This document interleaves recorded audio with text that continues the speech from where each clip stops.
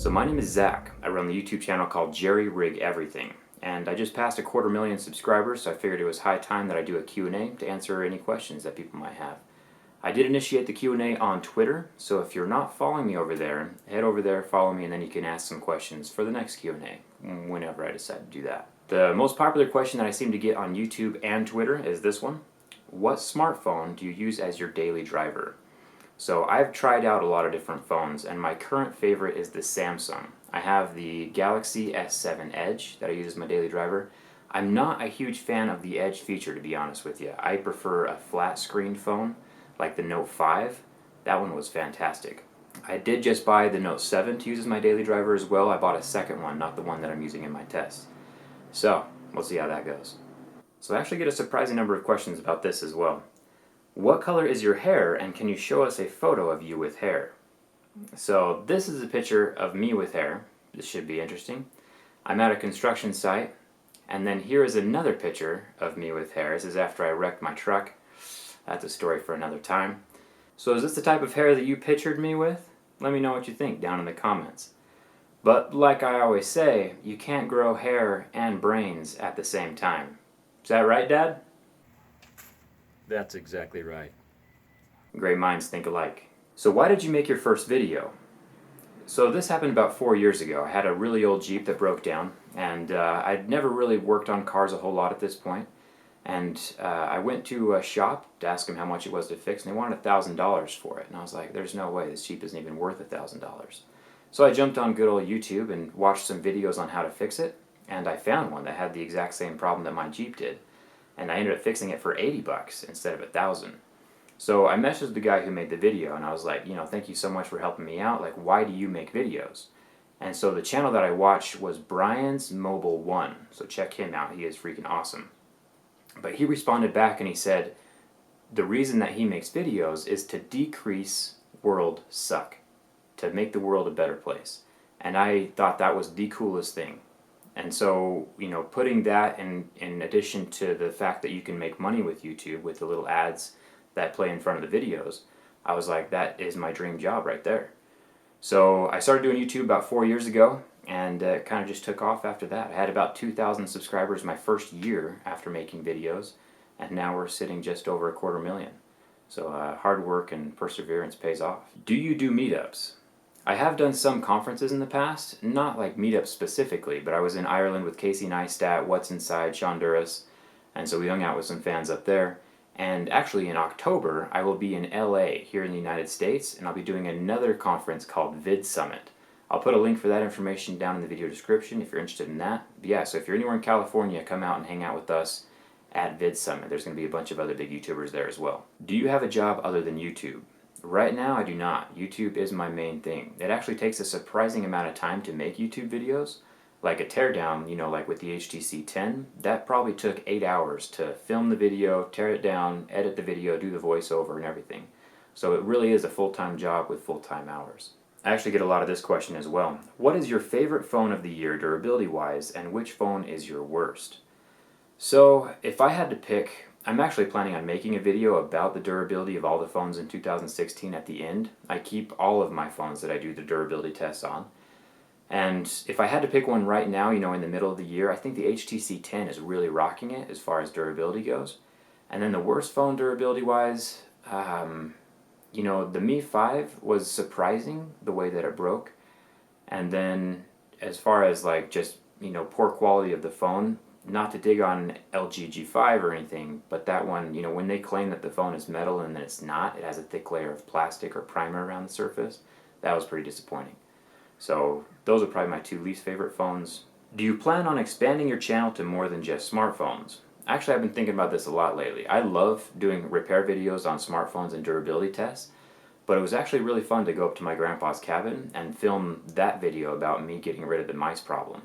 So in the future, I would definitely like to do more videos like that, where it's like a bigger project and I compile it down in just a short little interesting video.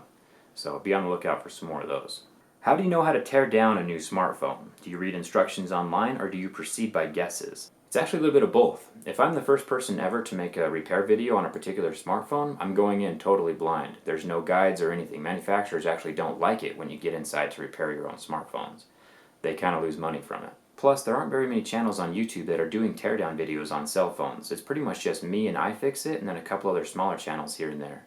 You know, they do a pretty good job, but usually I'm going in blind. But if you think about it, it's not that big of a deal, just because with the iPhone 5, the 5S, the 5C, the 6, the 6S, all of those have the same basic design. So if you've opened up the 5, you already know what to expect in the 6S. And the same thing with the Samsungs. You know, with the Samsung Galaxy S6, the S7, the Note 5, the Note 7, those are all the same basic design as well. So I kind of have a basic idea of what to expect when I get inside, so I'm not too shocked. So how do you handle allegations against you, like the Nexus 6P and now Corning Gorilla Glass 5?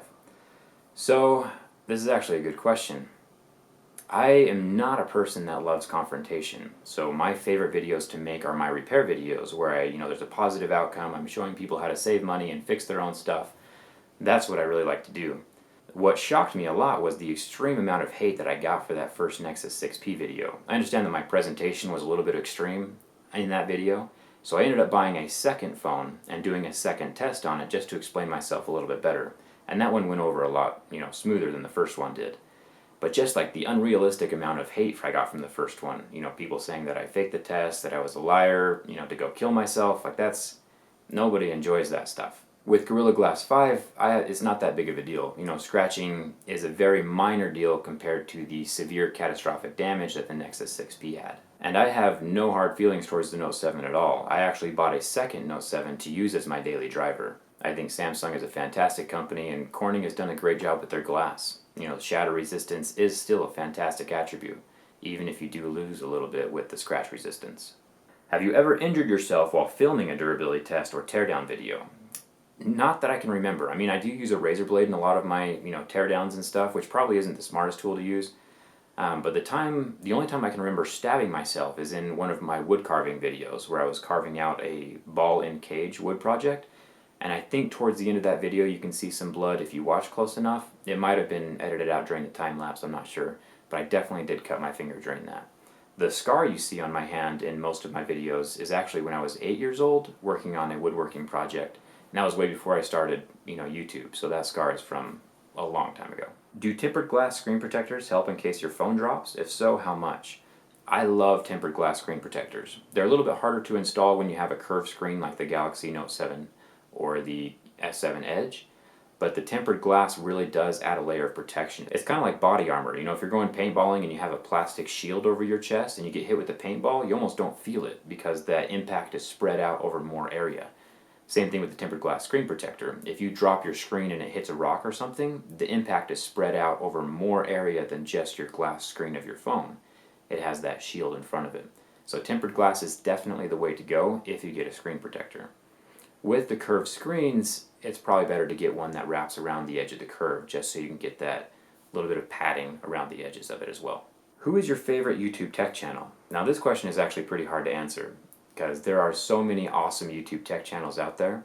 I would have to say that my favorite channels are the ones who teach how to do something, instructional videos or do-it-yourself videos or, showing how a project is done.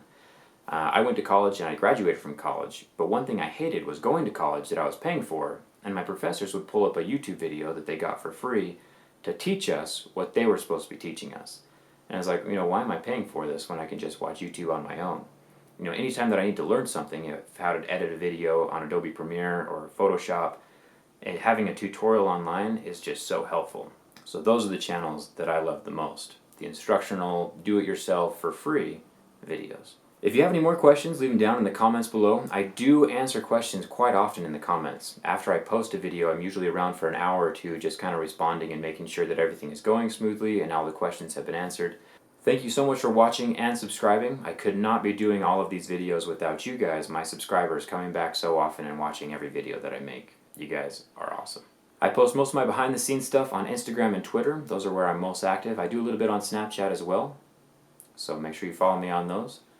And thanks for watching. Hope to see you around.